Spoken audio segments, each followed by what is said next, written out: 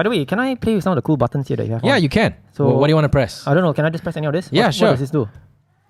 This is the cops coming with my wife saying that how dare you spend so much money on a bike. So that I hit it again to stop? Yeah, stop. Yeah. What's this? This is basically the trumpets to show it's a new bike day. Wow, I recognize this song, man. This is the Mamak Sessions intro. Because Oompa Loompa's channel, right? He's got so many people. So many times he keeps on going against OSPW, saying that it doesn't bring any value to your bike. But actually, he's doing the whole reverse psychology thing, so that he's deep down inside, he's actually probably like supporting like some OSPW manufacturer. Like, don't worry, I will make your sales go bigger. I wish. So it's pretty much stock. What changes did you make to the bike? You're gonna probably judge me again. I have an OSPW. I have never looked back ever since. I've lost 10 kilos. I was 93 and I went all the way down to 82. Then I went to Singapore and I put on weight. I don't know why, because it's Singaporean food. Singaporean food is good. Look, if you have an 8 kg bike, right, and you continuously use an 8 kg bike, your body will be conditioning itself to the 8 kg bike. You know what I mean? Then after you drop to a 6 kilo, then you will feel the difference and stuff like that. Yeah. If you start straight away with a 6 kilo bike, you will I mean, like, if you use an 8 kg bike and you train yourself with an 8 kg bike, there'll be no problem for you.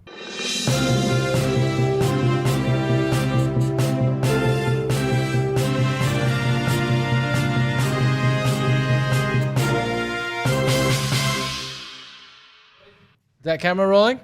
Yes, rolling. Okay, cool. Sync it. Ready? 3, 2, 1. All right, whenever you're ready, man. Oh, wow. I'm kind of nervous. This is your channel, not my channel. Okay. Let me just start by saying thank you so much, Jin, for spending your time here with me and having your beautiful, lovely studio. We'll talk about your bike later. Yeah. And you know what? I watch all your videos. I grew up watching your videos.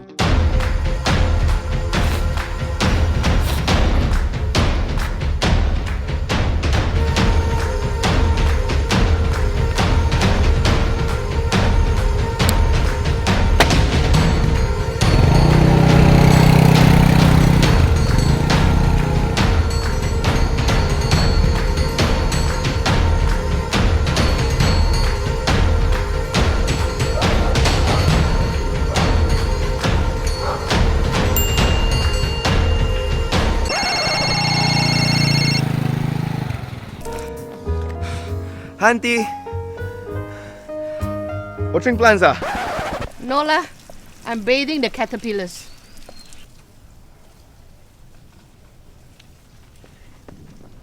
Abu Den? Okay, I think one last one lah. No! One for the road, okay?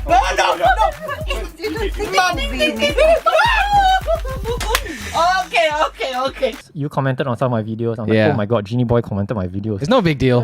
No, it is a big deal for me. Someone who watches your videos. And it feels very surreal now that I'm here in your studio. You are next to me. I'm interviewing this guy who has been on Radio Forever, YouTube. I'm only at like 7,000 subscribers and you're willing to do this to me. I was like, I'm gonna ask Jin if he's willing to do an interview with me, and you. Yeah. I was like, oh shit. Okay, he's the sole reason why I spent so much money on my bikes. It's like the reason why I'm on your channel. So at least if my wife watches your channel, you're the reason for it. So your wife will come after me. Yeah. I'll run back to Singapore this Sunday. She can't come and find me. Singapore, you and your 3 times exchange rates. But I'd like to thank the guys who are behind the crew. They probably do not get enough recognition because I understand them. I do my own production. I do one-man show. Thank you guys for running everything and doing all the audio. These guys are awesome. The boys behind actually interned for me. So 2 of them just finished their internship. 1 of them just started. Okay. So I think like in the whole process of being in this company, I think they basically set up this. They know how to do it now, and they're quick. They're quick learners. And I didn't tell you that I wanted to use your studio. I was like, you know what? Just give me an empty space. I'll put my 2 chairs here and I'll do it. And I came here. I was like, why don't we use your spot? And you're like, yeah, let the guys go and do everything. And they were just packing up after an interview. Yeah. Thank you guys. I'll get you something later. Yeah, maybe you can get them each a bike. I don't mind. It's like Taipan is just down there, right? Tell me what bike you want. I'll just charge it to Jin later. Okay. And wow, I don't even know where to start, man. Should we just dive straight into your bike? Yeah, we should. Okay. But first things first, disclaimer, I like to put it out there that I'm not a pro cyclist, although I want to try my best to look like I'm one. Yeah. But like every time watching your videos, like the people that goes on your channel, they're like so passionate about what they talk about. And when you reached out to talk about can I interview you? I was like, yes. And then in my mind like, oh man, I need to try in my very best ability to sound as smart as I can. Let's go. On that topic, my wife was telling me, she was asking me, hey, you know all your interviews, you ask them very technical questions. You think Jin can answer or not? He's a COVID cyclist, you know. Yeah, I will try. Yeah, so okay? that's maybe if we can't go to technical, it's okay. We'll just talk about the surface. So let's just start about the very start, right? More about you. So people who are not from Malaysia, I have a couple of guests or viewers who are not from Malaysia. Tell us more about you. I know what you do and my name is Jin. People know me as Jinny Boy. That's my nickname. I'm a YouTuber. I've been doing YouTube for almost 10 years now. I've been in the entertainment industry for almost 18 years. I'm young. I'm still young. Don't judge me. I know you're looking at me behind those sunglasses of yours and that mask. Yeah, you're probably trying to do that calculation just because you're Asian. It's like, oh, how old is this guy? Yeah. So I've been in the entertainment industry for a while, and I did YouTube for a good 10 years, and now I run an agency. You're in my studio. And I run an agency that does both creative production and also social media marketing. Yeah. And yes, I cycle. And yes, I'm a COVID cyclist. Okay, how did cycling come about? I mean, obviously because of COVID, right? You got a lot of spare cash lying around. Oh, I would like to think that I had a lot of spare cash lying around, but so I was putting on a lot of weight during COVID because of stress. I think I was like in between, like, when we all went into lockdown on 18th of March, 2020. I know it so vividly because on the 17th of March, we were just wrapping up a shoot and we were like, oh my God, we have to wrap up today because we're going to go into lockdown. We're not going to know. The future is very uncertain. Kerajaan memandang serius situasi semasa ancaman virus berbahaya ini, terutamanya perkembangan gelombang yang kedua.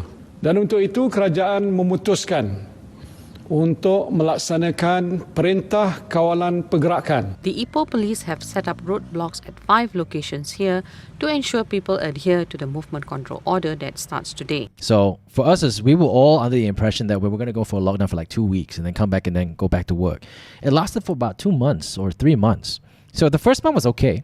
And then the second month, I remember waking up to never-ending calls of, sorry, we got to pull out. Clients pulling out of every project that they kind of signed with us. And the thing is, we can't kind of like pull the, hey, you already promised, you signed on the dotted line, you can't cancel. Because, it was who could have predicted COVID? So stress eating, stress drinking, and stuff like that. And I put a lot of weight. And then the thing is, I'm not that active of a person, but I run. So I finished the marathon once. And I continued, don't clap, because I ran for 21 kilometers and walked for the rest of the way. It's okay, at least you completed it. Yeah, like 21 kilometers, yeah, I can do it. Then for the rest, it's like, what the hell am I doing this? Have you ever thought of doing 42? I did 42.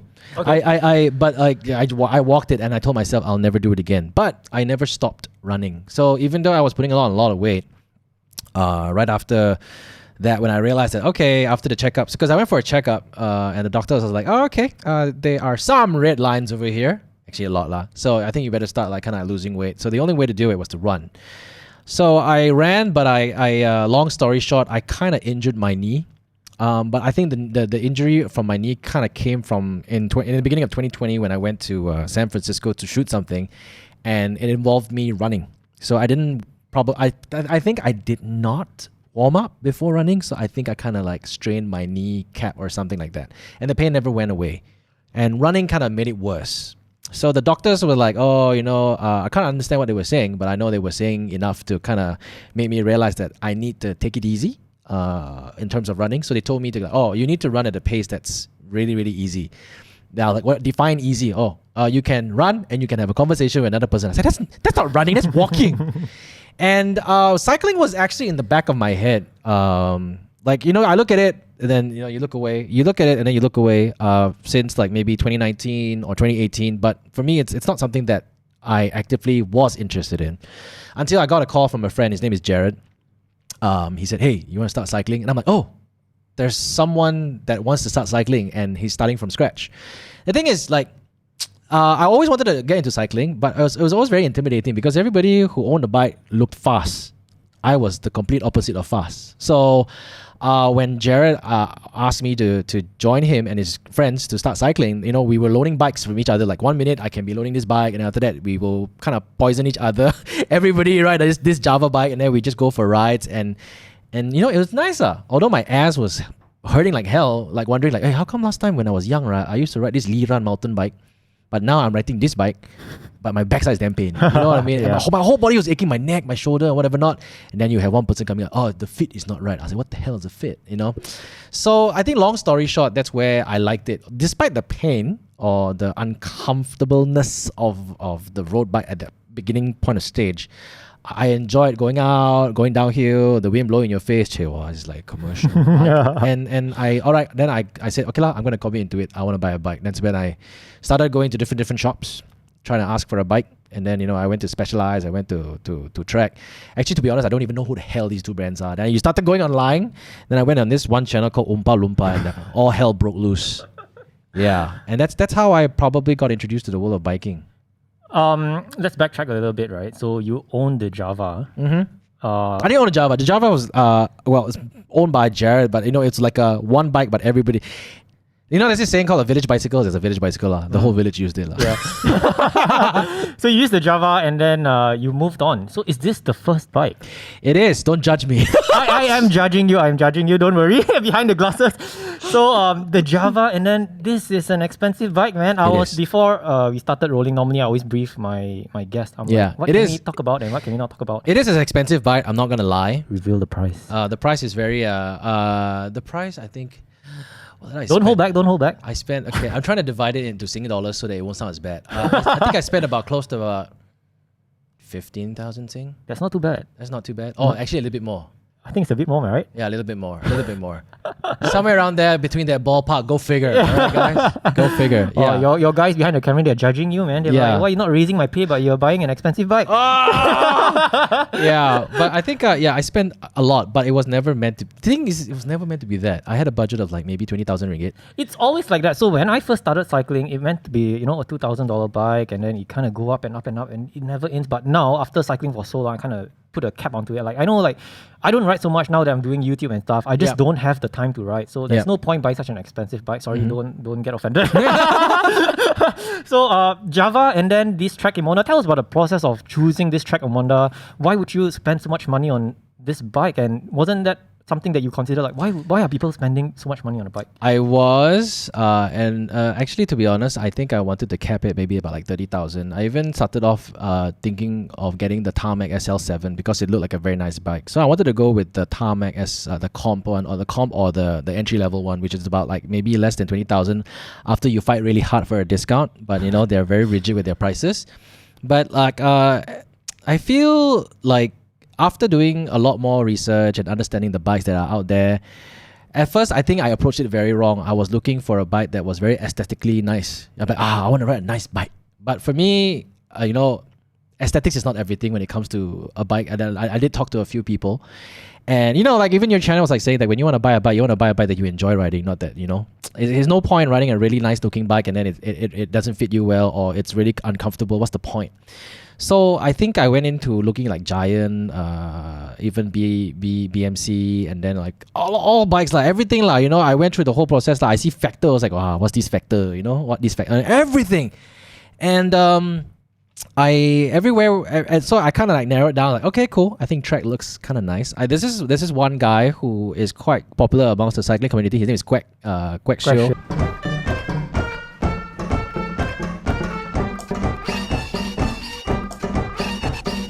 Yeah, and I was asking him advice. So he said that, okay, if you want to invest in a bike, it's a big investment, but he said that obviously he will tell me it's worthwhile because he loves biking, but you want to kind of stick to brands that are easily accessible in your country. So like, got any problem, you go there, got spare parts. So I narrowed down between Specialized and Trek, and Specialized is forever no stock. So I was like, then when I went to Trek, and then they were like, oh, there's a stock coming in. And maybe they were very nice. They serviced me really, really well. Of course. Yeah. Because you're Jinny Boy. Nah. They know that you're going to drop a $50,000 bomb on a bike. Who wouldn't want to treat you? Dude, if I open a bike shop, I'll ask you to come to my house for dinner, man. So like they were nice enough to kind of like give options and tell me what I want. They said that don't worry, you don't have to spend so much money. I know it's very daunting to... It's a guilt trip. Yeah, to spend a lot of money. I think this, okay, you're right, it's a guilt trip because it bloody work. This bike can come, all right? it will be full spec. It will be very expensive this price. But I can take out the components and swap it out to a cheaper component for you. And I'm like, bloody hell. What, you gonna put like a Shimano 105 on a expensive track? Yeah, I was like, what the hell? I was like, what do you mean? Yeah. You know, and then like for me, I think it was some sort of at that point of time. Okay, it was my okay. I cannot say it's my birthday because my birthday was like 5 months ahead. There's no way to justify it as a birthday present. But for me, it's like, all right, you know what? I kind of want to buy something for myself. I haven't bought something for myself in a while, and then like I want to commit into cycling, and I just went and I bought one. And yes, a lot of people will raise eyebrows, and a lot of people will judge me for it. But for me, I have never looked back ever since. I've lost 10 kilos. I was 93 and I went all the way down to 82. Then I went to Singapore and I put on weight. I don't know why, because it's Singaporean food. Singaporean food is good. And it gave, my wife sees it in me. I really enjoy cycling. At one point in time, I was going out every night. I cycle at night around my area because it's very safe. Because it's a new neighborhood, so it's in Rimbayu. And it's just very liberating lah. You go out, you know, you don't care, you just ride, and then when you follow a bunch of friends, you go out, you go to undisclosed places. Never before would you go these places when you drive, and like I liked it, and I never stopped since. Like my wife knows me because when I have hobbies, right, when I have expensive hobbies, sometimes I will get into it, and after like 5 months at most, it will be lying in the corner over there, and then she'll basically like judge me for it and scold me. It's like, you see, you spend so much money, then I'll sell it, you know. But this one has been going for almost a year plus. Yeah. And yeah, it's still going. I just rode yesterday, and like for me, I don't mind riding today if I don't have much work. Yeah. So okay, let's move on to the bike, right? So this is a Trek Emonda. It's a 2021, 2022. It's a 2022 Trek Emonda. Yeah. It's quite a nice bike. I bought this because the colorway sold me lah. Actually, it's a very nice colorway. It's a team colorway. It's a team colorway, and because of that, like, you know, I started following Trek Segafredo. So good job, Mads Peterson, for poisoning more people to prove that, you know, that new Badone is. I heard someone's getting the new Badone. Yeah, I heard so too. I'm not sure who, but like, you know. So this is 2022 Emonda. It's an SLR 9, right? So it's the top spec lah, right?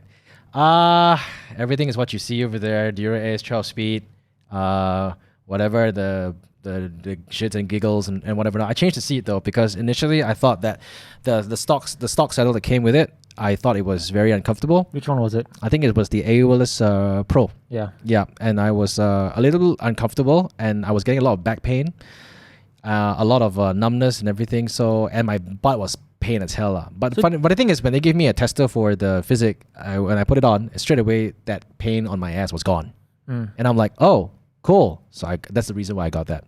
I probably won't go into such technical details of the bike. We just talked about it earlier. Yeah. Right? So when you went to Trek and you wanted to buy the bike, how did you choose the right size? So I always ask this question because people who are new to cycling, they can't find the right fit and they don't know. So they don't really want to trust their sales guy. They're like, oh, maybe this guy just wants to sell their old stock away. That's why they don't push it to me. How was it for you? And tell us about, give it about your geometry of yours. So I'm 183 cm. And my inseam is about like 85. And then what I did, well, obviously I went online. YouTube's the best place to do your own research to understand what size you should buy and whatever not. So when I went into the Trek website, they said that I could ride a size 58. And then when I went to the shop, they said that you're a size 56. Everybody judged me when I walk in the door. Hello, 56. You know what I mean? Yeah. Yeah, they look at me. Yeah, 56. And for me, I think I took a very good 3 months to really take my time to understand what I'm getting myself into and what I really need to buy.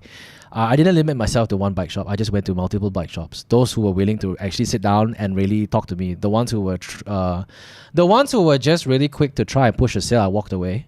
The ones who were willing. How do you tell that they were trying to push you a bike? Hey, just like your friend JD said, yeah, they'll tell you everything fits. Like 54, no problem. I'm more aggressive. These kind of things, no problem. We can change the seat post, we can change the stem, no problem. Yeah, come on, you know. Did you try different sizes when you were at Technology? Yes, I did. I did a 56. And they, you need to be careful because they'll tell you the bike's okay for you. I've been there. Yeah. Really, they'll tell you the bike's okay and they want you to swipe your card as soon as possible. So I was on a 56 and they're like, But when the person when I I will ask different things. I go there and I'll go to one specific shop. Say, hi, I want a size 54. They say, look at me. Oh, you're not a size 54 lah. I think you're more of a size 56. Then I'll be like, tell me why. And then that's where we more have like a conversation. Like I can go back there 10 times and they don't push me anything to buy. And you know, for me, it's like I appreciate that because that's good servicing. Yeah. You know, you don't force a sale. You want them. You want to earn your customers' trust, because the minute you earn their trust, they're gonna come and spend so much damn money. Yeah. So have you gotten a track membership or something? No, I don't. No, not track membership, but it's been great. I think like if anybody wants to get into cycling, I will highly encourage it, only because it's fitness, it's fun, and you do it with the group, and it's very encouraging.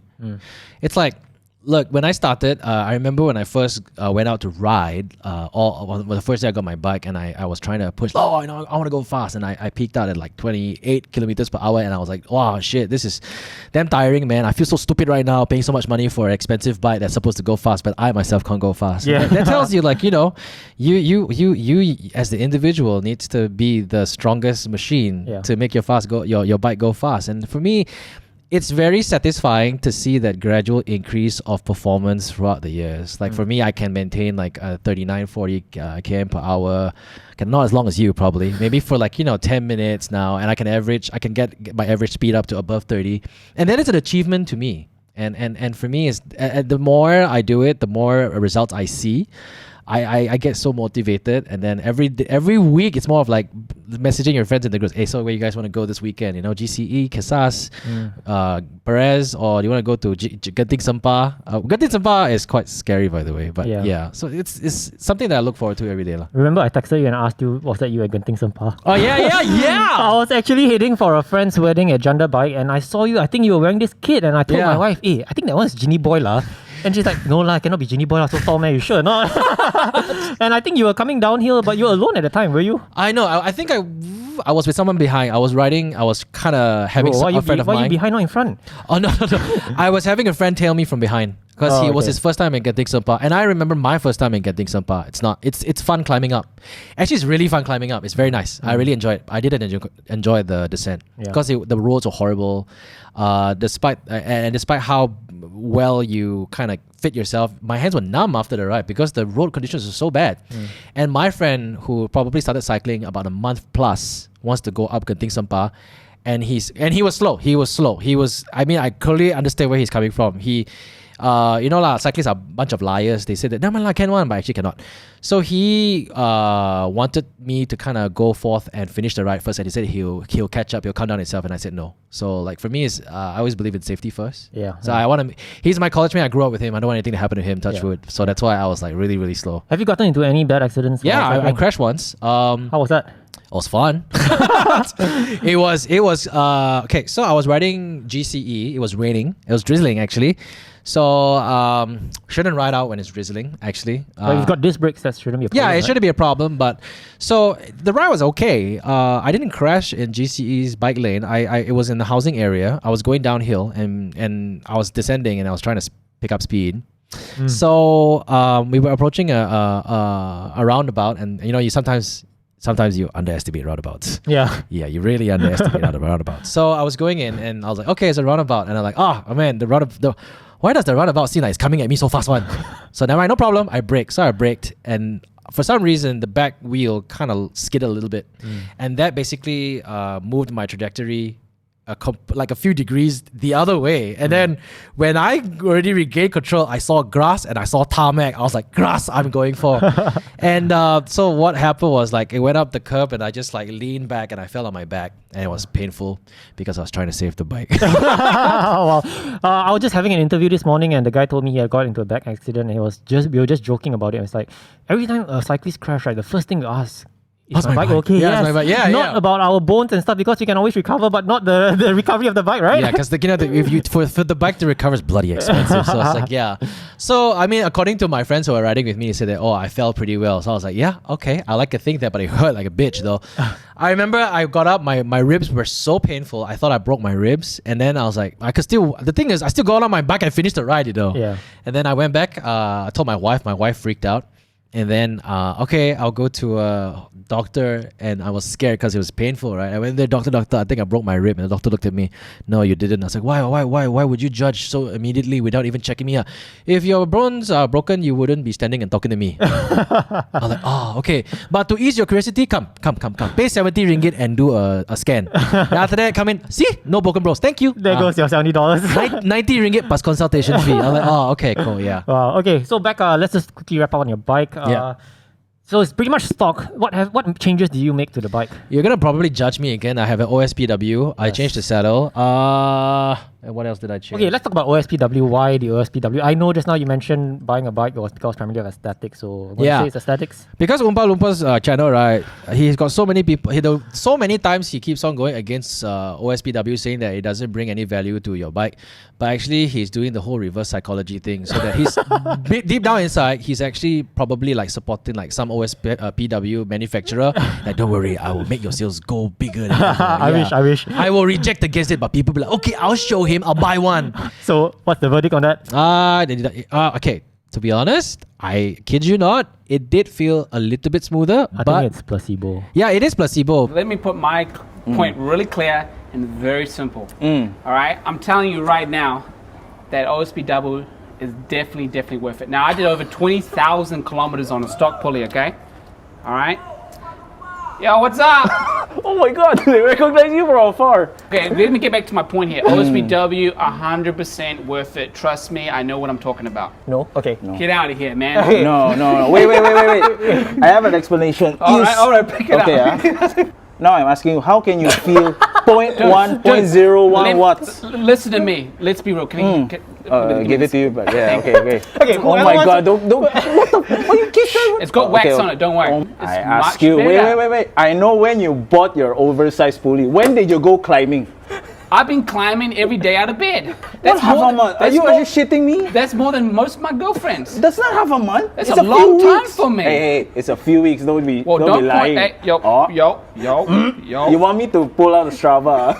Trust me. It's from Placebo, right? You spend. Don't wait. you bring up about. No, really. It's Placebo. Let's say you spend 800 to 900 for an OSPW. Yeah. Of course, you want to believe. It's really good. It's really nice. It's really fast. Okay, pause. Right? Okay, pause. Let's take a time out. Let me chip in. But yeah, after you paying for it. But for me, it's like, you know, you send your bike into a service. Hey, one buy now. And I'm thinking like, So aesthetics. So For the benefit of my viewers who are watching, they might be in your position, right? They're watching my videos, so they will say, should I buy an OSPW or not? Actually, to be honest, I will say buy it if you want to make your bike look good lah. You know what I mean? Is it worth that 1,000 ringgit to look good? No. But oh man. Okay, it's already done. We shouldn't talk about it. Damn, man. It's like I'm making myself sound so irresponsible. But like for me, like I didn't buy it immediately. After a while, I'll be like, okay, put it on. It's like, you know, like once in a while when you get your bike, and then after that you put something new on it, you'd be like, it looks brand new again. Yeah. So you always have to keep that excitement level, like, you know, on a constant high. Otherwise, you'll be bored and you'll buy another bike. So buying an OSPW is much better than buying a brand new bike. Sheila, don't take advice from me. don't do that. So that's the OSPW. Then you made the change to the saddle because you said your ass was hurting and stuff. Anything else, or that's pretty much it? Okay, the tires, I changed it obviously. They came with it came with a stock 25 C-tube tires from Bontrager, and then after that I changed it to a GP 5000 and it's tubeless, much more comfortable. So you were on tubes and then now tubeless. Yes. Tell us the experience about that. Okay, so the tubes, right? It's like everything is like it was as if you were trying to ride a bike, like as if what's the thing that I can't remember, but whatever it is, it was everything was harsh. Although I would say that it's a lot more nimble or more fast. I think it's quite fast. I've used narrow tires. For some reason, I felt that way. But everything on the ground, the impact, the feeling, everything, it's like you feel very jittery. Yeah, you feel it in your hands. You know, everything is like you're like one with the bike and one with the road. You know what I mean? But wouldn't you feel there's like a power transfer there, right? With the slimmer tires. Yeah. Look, man, I'm no person to judge because like what do I know about power transfers? But when I switched to tubeless, it was more comfortable. Number one, more plushy.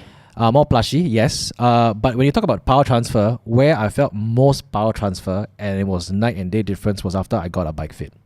Oh, let's talk about bike fit. Yeah. So I did a normal bike fit when I bought the bike from the Technology. Track. So I'm assuming that was like a basic fit, right? They just It was put a you on basic fit, yeah. It was a basic fit, so I got it a very basic fit. So cleat also very basic, and then I think I quite recommended me to go to this guy named Daniel from Cyclist Wardrobe to get a bike fit. So I went there, and he basically took my saddle and put it all the way back, and I was riding it, but I felt okay. It was okay, but it was still very uncomfortable. So ever since then, yes, he kind of did the fit for me as sort of like a guide, and I did all my tinkering on my own. Oh. And I kind of found like a sweet spot that I was really okay with. But the thing was, every time I did like, very long distance rides, like, like more than 40, 50, or at least more than 1.5 hours, my right toe will start to get numb. And people be like, oh, put your cleats further back, put your cleats further back. It will solve the problem. And I did whatever it was, dude. I put the cleat all the way back and it was still numb. And then it just came to a point where, you know what? It doesn't really bother me. It's numb, but it's not like it's going to kill me during my ride or anything. So I just left it. But not until recently, I went to a bike fit with ID Match. Have you heard of ID Match? We have that one in Singapore. I'm a bit skeptical with that. Yeah. It's a bit pricey. It's a pricey. It is pricey. I'm not going to lie. But for me, I went there, I got a fit, but only to really fix my cleats, to really understand my legs, how I bend or whatever, not what is neutral position. And when he basically installed the new pair of when he installed the new cleats positioning on my shoes, my numbness was gone. And the power transfer was, I could go faster. I was like, whoa. Okay. Yeah. I don't want to be biased about bike fitting. So people who are watching, they kind of think, should I go for a bike fit? I based on the population of interviewees that I've interviewed, most people would say go for a bike fit if you are facing problems. Yes. Actually, and if you're not facing any problems, then there's really no need. If you could do it at home. Yeah. Actually, to be honest, if you know, it's best to try and understand your bike. For me, it's like, I remember the first few months, right? It's me. I can just finish a ride, but I can spend like 3 hours Tinkering with the bike. So what are the main componentry that you would tinker with? I'm assuming it's just going to be the saddle height. Post. Just a saddle height. And then the fore and aft position of the saddle. Just that. And for me, it's the most important thing is to really just measure every part of your body, right, before you buy a bike.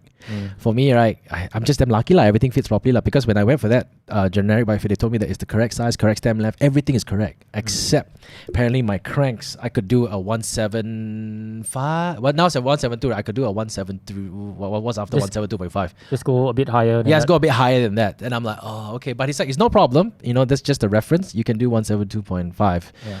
So that fixed my problem, and that made it more. Once you fix a problem, right, you automatically get motivated and be like, yes, I can do more. Yeah. So that's how it is, lah. Okay. So let's wrap up on the bike before we have. Sorry, Kanya, you go first. We have Instagram questions. Oh man. Okay. But I just want to tell my viewers who are watching, we don't have time to film Jin. Jin is a very busy guy, so I have to let him go. I pretend to be busy. So there'll be no B-rolls of him riding today. Track Emonda. Yeah. Review about this bike. Should people go for an aero bike or an all-rounder bike? Judging because you're in Malaysia, a lot of hills, right? I don't think an aero bike would make sense. I would think it really depends on what you like. If you like to do more flats and you hate climbing, right? You don't want to climb. I'm like, I don't even want to put effort to climb. Just get an aero bike.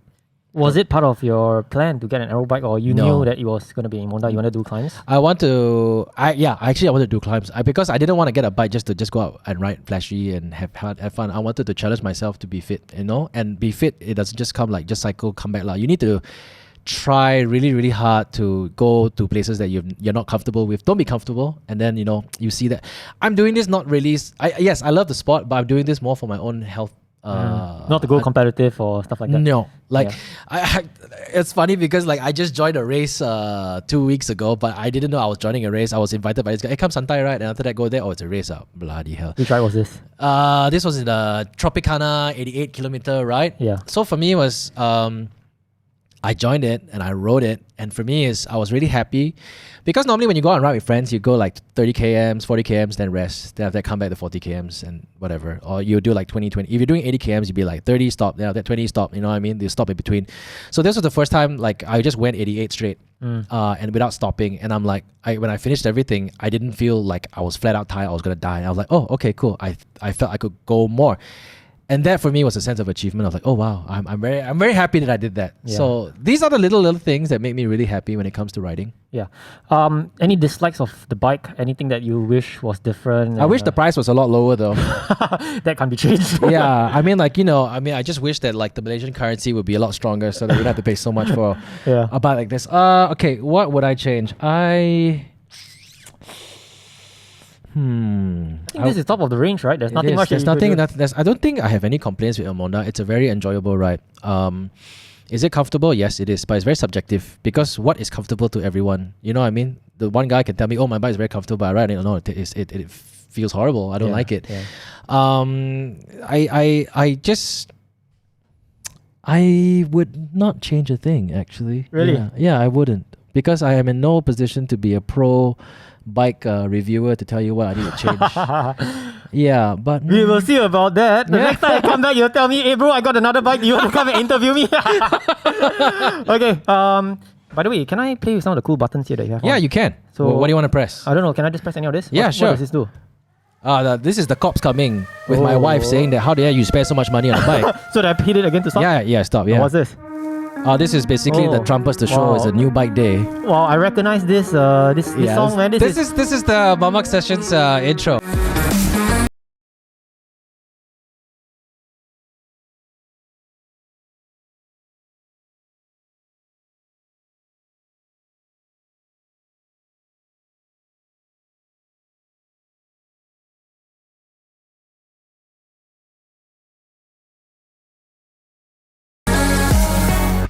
I will not waste any more time.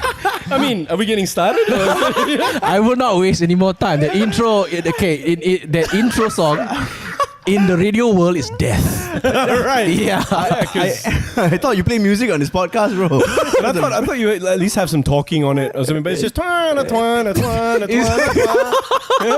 it's a long one. So Jin runs his own podcast called the Mamak Sessions. Check him out. Yeah. So wait, are your viewers primarily Singaporean?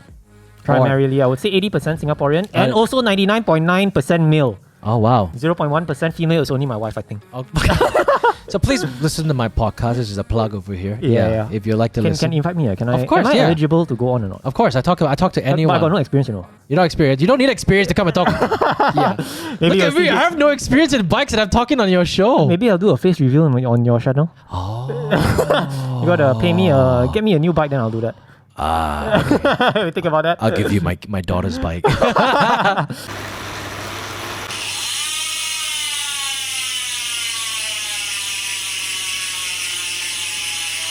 Okay, so what's the time now? Are we still... Oh, we're good. I think we still have time. Okay, Yeah. so we'll go for the Instagram questions, which is part and parcel of my interview. So if you guys want to ask your Instagram questions, you guys can follow me on Instagram and you'll get a chance to ask your questions for the next interview. Are you ready? You have no ideas what are these questions, right? I have no idea, but yeah, Okay. we'll go with it. Okay. I give you, to be fair, just to be transparent with people, I gave you a heads up on this question because I had no idea. So Right, this okay. is the question on the cockpit, if you remember I asked you. Yes. So the question is the RSL integrated cockpit and there was a recall by Trek. Can you tell us more about that? So apparently, there is a recall on the handlebar. Apparently it cracks under heavy load or stuff like that. It's very unsafe. I first heard it like a few months back, and I even messaged Trek directly, and then they had their person reply. Actually, I was surprised that they replied a PR answer like, yeah, we are doing research into it, more information will come once we conclude the findings. And then after that, I think when you messaged me, I think a week prior they released a statement in Australia talking about the fact that if you put a very heavy load onto the bar, you pull like 2,000 how many watts or whatever not, there might be a possibility that it breaks. But and the thing is, it basically was released throughout the whole world, because even my own local bike shop, I mean, at first the local bike shop did not even get any information about it. It was Australia first. Then after that, when Trek made the general announcement on their website, and everybody talked about it, and they called us up and said, look, you can bring the bike in and you can get a handlebar swap. They'll give you a 2-piece aluminum bar, and then we'll wait for them to give you a replacement bar. And for me, I was like, oh man, I don't want lah, malas lah. You know what I mean? It's like it's not about the fact that it's an aluminum bars or heavier or whatever not. But for me, it's like I kind of like I've been riding this bike for about a year plus, and now you tell me it's a recall. Yeah. So that means like for that 1 year, I was going out and in danger. But it means that there's no problem right now, right? Like you don't really need that recall. If there's no issues. So they said that it's better for you to recall, and I totally understand them because the thing is they don't want to take any chances. And I think in America, as long as like there is any defect that basically caters to 1% of the whole entire sale or whatever, not they'll have the recall. They don't want to take any chances because anybody can crash and then sue you and whatever not. Yeah. But for me, it's more of like a calculated decision. Although I do not want to encourage people who bought the bar to continue using the RSL bar and totally neglect the warnings they've been given by Trek. I'm not a competitive rider. I don't go like super crazy off saddle and try and like try to go like 40-50 kilometers. I'm not a Tour de France rider. I'm a very recreational, like I'm very santai rider. I think I enjoy. I do go fast sometimes, but it doesn't require me to be very aggressive. So for me, I think I'm okay. So I've continued riding with the bar. There's no problems for me so far. But if anything happens, it is my own responsibility. Yeah. Touch wood. I forgot to ask this question. What is the weight of the bike? The weight of the bike is 6.72 kilos. It's extremely light. Yeah, it's extremely for light. A disc brake bike. Yeah, it is extremely light. But that doesn't mean you can go faster just because it's light. Because at the end of the day, I had a guy with an 8 kg bike smoke me in the climbs. So like, who cares? So the next question then is, does weight really help in climbing? Okay, yes, it does. A little bit lah. Because the thing is, look, if you have an 8 kg bike, right, and you continuously use an 8 kg bike, your body will be conditioning itself to the 8 kg bike. You know what I mean? Then after you drop to a 6 kilo, then you will feel the difference and stuff like that. Yeah. If you start straight away with a 6 kilo bike, you will if you use an 8 kg bike and you train yourself with an 8 kg bike, there'll be no problem for you. Yeah. So to be honest, weight, I don't know. Maybe it does, maybe it doesn't. To be honest, I think it doesn't lah. Yeah. Yeah, it doesn't really add much value. Maybe a little bit lah. Yeah. And that little bit is probably like a few seconds off, right, as compared to that. So I feel at the end of the day, it's the engine, not so much the bike. Yeah, you just saved yourself, man. The next question, are you going to make a feature film on cycling soon? This must be one of your fans. Oh, really? No, I'm not. Feature film. You wanna Can you watch? tell me what's a feature film? Sorry. A feature film is like a movie, an hour and a half. Okay. Yeah, but I have made films about cycling though, and I posted up on my Instagram. That's how much I like cycling, and I enjoy making videos about it because these are true stories. So I recently made a video about how I went to a petrol station. I finished both of my drinks and I was empty and I was really tired because I was going quite a bit long distance. So I wanted to go just get like a 100 plus or a vitamin water or something like that. And I did not bring my wallet. But I had a QR Pay though. The petrol station did not have QR Pay and I was like, damn it. So I decided to put the drink back, suck it up, and I said, don't worry, I'll just ride back home and like tahan a bit and I'll drink when I get home. And then this little nice lady said, hey, I'll pay for you. You can just transfer me back a QR Pay. And I was like, wow, this lady's so kind. Yeah. And that was the highlight of my ride. And all these stories all happen when you go out and ride. There's so many different stories. Every day you go out for a ride, there's a different story to tell. Yeah, that's amazing. Yeah. Have you gotten any nasty riders or drivers coming on you? No, not really. I feel I choose where I want to ride. I don't want to go out in the open roads. If there's a bike lane, I'll go in the motorbike lane. If there is no bike lane, I try my best not to go there unless I'm riding with a very experienced group. I ride around mostly in my housing area, which is Rimbayu, which is actually more than enough. I can clock in like 30Ks, 40Ks there and mix up because there are a lot of it's one big loop, but in between there's a lot of in streets, whatever not. So, you can mix up your route and whatever not to kind of mix it up a bit so it's not so boring. Yeah. Okay, last 3 questions. This question came from one of my subscribers. He's been subscribing to me for a very long time. I think he thinks that you are in Singapore. Oh, really? So his question is, which hills do you ride? We are looking for some. Oh, which because hills? In Singapore, we only have 2. Faber, right? Sentosa. That's all. Faber and Sentosa. So where do you normally bring a bike? I know you recently there's stayed, another correct? place you can ride it. You can climb in Singapore. It's called the Hilton. No? No. Do we have like a laugh? Wait, hold on. Thank you. Thank you. Oh my god.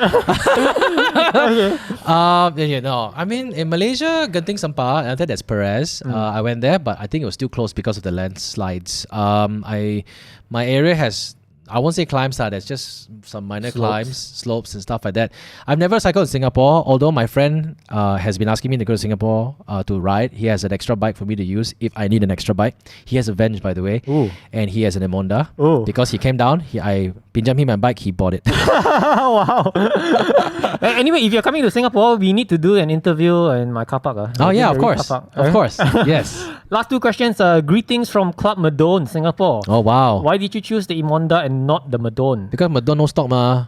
If Madone got stock that time, I'll buy Madone. Then you won't go climbing already lah. Yeah, I would. No, actually, no. That's not. I think there was a Madone in stock. Okay, so I feel maybe this was the only mistake I made when purchasing a bike. But the thing is not to say that I completely don't like the Emonda. The Emonda is a great bike. I love it until today. But I feel that Madone, every time I ride the bike and I try to push myself to go faster, right? And then the one fella will come to me who rides a Madone and is like, oh, you can go fast. Whatever you're riding right now, you can go faster with a Madone. Yeah. I'm like, sure no. Yeah. Sure no. And then I was like, I asked why. Oh, because it's an aero bike. Then you go to YouTube and you start researching about aero bikes and then this test, that, GCN this, GCN that, this versus this. You'd be like, okay. Yeah, I would have gone with an aero bike, but at that point in time, I think it was because the Emonda was available first. Then I went with the Emonda. Yeah. But I don't regret my decision on buying an Emonda because at the end of the day, it's a nice bike and I ride it and it's comfortable and it's given more happiness than apart from the fact that you spend a lot of money. Happiness. Cycling is an expensive sport. Is it? It is. true? I didn't expect it to be so expensive. Yeah. One of my staff members were like telling me like, oh no, not my staff members. Someone was telling me that cycling is the new golf. Apparently, it's the new way to network. Yeah. But I'm not using it to network. We're high net worth people, please. No. Yeah. Okay, last question for the day. Rumor says that the Emonda isn't stiff and at times sluggish. Do you find this description to be true? No, I don't think so. I feel it's a great bike. Who am I to tell you that it's not? I'm nobody. I'm no expert when it comes to trying to. I've not tested that many bikes to be able to judge whether Emonda is not stiff and it's very sluggish. It works for you. Yeah, but it works for me. Yeah. I feel a lot of people tend to be too. I cannot say a lot of people because like I'm so new, right? Let's talk about my perception. I could have bought any bike at that point in time. It could have been a Trek. It could have been a Specialized. Because if Specialized didn't have an SL7, I could have bought other brands as well. I could have bought a Factor. I could have bought many other things, to be honest. But at the end of the day, you need to go and look at one that really speaks to you. And when you commit to it, just go all out on it. What do you think are the bikes that looks appealing to you right now that you would get if money is not an issue? Oh, the new Madone. Ooh. Yeah. The new Madone is nice, but the thing is, I'm just quite skeptical because that seat posting, right? ISO flow. Yeah, ISO flow. So I'm not sure whether it's supposed to be called cash flow or ISO flow, but a lot of people like saying that, there might be a possibility that it might break. Then, everybody. But they would have done the testing, right? Exactly. So for me, in my opinion, you have a Tour de France, a world-class team who is using the bike right now, who has won, Mats Pedersen has basically won 3 stages in the recent race, and then he won a Tour de France. Bro, if you just give him a Java, he will still win the race. He will, I know. But you have these high-intensity athletes, right, who was using your bike day in, day out and everything, and so far nothing has happened.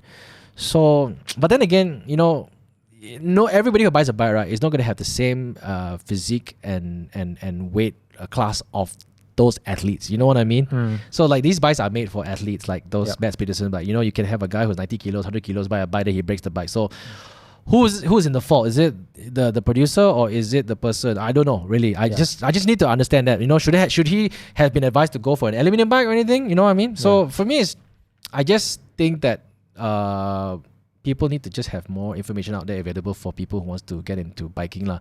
But that didn't really answer the question. The question was, what bike would you get? If no money, Yeah. Pinarello, Dogma F.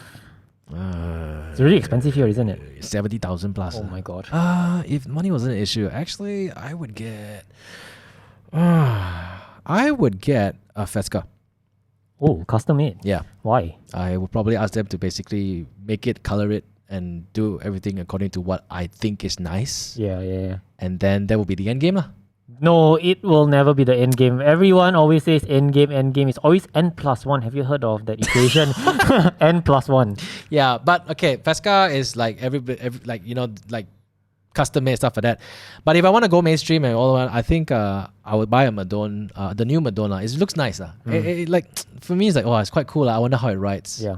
Sorry, I know that was the last question, but something just triggered. I just came across one last question. The question was, does the seat mast on the Emonda, does it creak? Do you have any creaking issues on this bike? Yeah, it initially had a creak. And it's so funny, because I was bloody hell riding, right? I was like wondering, like, what is that sound? But it's not a big issue actually. It was just because maybe because I wash my bike on a very regular basis, right? I might have kind of got water in it, washed off some of the grease or the whatever. So when I went to the bike shop, they also tried to like, no creak as well. They went upside down. I told them, oh, the creak is coming from the bottom bracket over here. Yeah. And then I see it, the way they take out the the bottom bracket and everything. Oh, my heart pain, man. Like hammer, tong, tong, tong, tong. It's like, nothing, everything okay. They put back everything. Oh, no sound. I'm like, So it wasn't the bottom bracket? It wasn't the bottom bracket. It was actually the creaking that's coming from here. So that's the seat mast? Seat mast, yes. So how did they solve it? They put in grease, Is it very common in the Emonda models that you have to put grease? Well, not that I'm aware of, but I know that Aeroad has this problem like hell. Like everybody's been riding the Aeroad and then they say they've got creaking on your seat post and then, They have a slippage issue on the Aeroad. I'm not sure whether that... I'm not sure whether the current generation has, but I know the biggest problem they had was creaking noise on the seat post there. And then they fixed it by putting grease. And then there's a way for you to put the grease. And then there's a way for you to put which grease first and whatever not. And I'm like, huh? But for me, they told me that, oh, it's okay. They just put the grease and it's no problem. It's never had a problem ever since. Amazing. Jin, thank you so much. Yeah, thank you. I'm going to wrap it up here. I know you're going to have... I hope I did your channel justice. Thank you. I want to thank the crew again behind the scenes and my wife who's helping with everything. And Jin, thank you again. Oh, thank you. Anything last chance to say anything to my audience who are watching? I don't know. I think I'm a newbie in the cycling community. I like cycling. Do you get recognized on the streets when you ride? I do. Okay. Do people come out and like take photos with you? They do. They will take photos and after they be like, oh, you're so slow. No, I feel the cycling community is an amazing community. Nobody actually when I was joking about how they say so slow, no, nobody does that. Everybody's very encouraging. Just yesterday I was riding in Putrajaya, and because I crashed the first time of wet roads, so yesterday it was raining. So that confidence in me is not up. I had a little bit of a phobia when it comes to riding wet roads, so I was quite scared. So on flat roads, no problem. I can keep up with the peloton, right? But then when it comes to downhill, I will always kind of like slip away because everybody's like, whoa, fast. And I stopped. And then when it comes to a hill, I will kind of slow back down a bit. Yeah. And then you'll have one guy from the train head stop, and then he'll come next to me, and then he'll push my back, and he single-handedly pushed me in front right to these guys. And I'm like, they are never, and the thing is, this guy doesn't know who I am. Yeah. He doesn't. I mean, maybe he knows who I am, but he doesn't need to do what he did. And I've so far everybody I've met when it comes to cycling are all just in it for the sport, the fitness, the chats, the coffee rides, the food rides, and I'm enjoying it. I'm trying to get my wife into it, but she refuses to. Yeah. Someone has to stay at home, man. You have kids. Yes, I know. But I know. Yeah, but the only time that I don't go for rides is when I have to help out with the kids. I have to say that. So yeah. All right. Okay. I think I'm gonna wrap it up here. Again, thank you everybody. Thank you. We'll catch you in the next video. Yeah, thank you. And I hope to be on your channel next with another bike. Maybe. Yes, in Singapore. Your turn to come to Singapore. I'm not coming back here. I mean, I don't mind coming back here and having everyone to set up everything for me. I really appreciate that. We'll see what we can do. Maybe I'll come onto your show. Oh, yeah, definitely. Thank you very much. Thank you. Searching all night, can't seem to focus this double sight. This is a tale sworn in a sight.